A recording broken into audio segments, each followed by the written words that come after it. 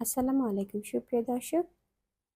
চিংড়ি মাছ দিয়ে পটল রান্না করব। তার জন্য কাঁচামরিচ এবং পেঁয়াজ একটু গোল্ডেন করে ভেজে রসুন বাটা, জিরা বাটা এবং আদা বাটা 1 চা চামচ করে দিয়ে দিচ্ছি। লবণ, হলুদ, ধনিয়ার গুঁড়া, মরিচের গুঁড়া 1 চা চামচ করে দিয়ে সামান্য একটু পানি দিয়ে মশলাটা ভালো করে কষিয়ে নিব। কেটে পরিষ্কার করে রাখা চিংড়ি মাছ মশলার মধ্যে দিয়ে ভালো করে কষিয়ে মাছগুলা উঠিয়ে নিব।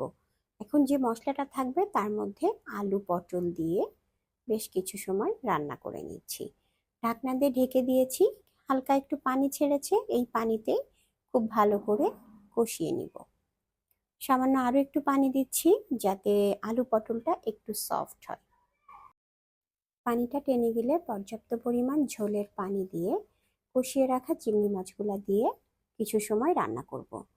ঝোলের পানিটা টেনে গেলে নামিয়ে পরিবেশন করব সুস্বাদু এবং মজাদার চিংড়ি মাছ দিয়ে আলু পটলের তরকারি। ধন্যবাদ সবাইকে। আসসালামু আলাইকুম।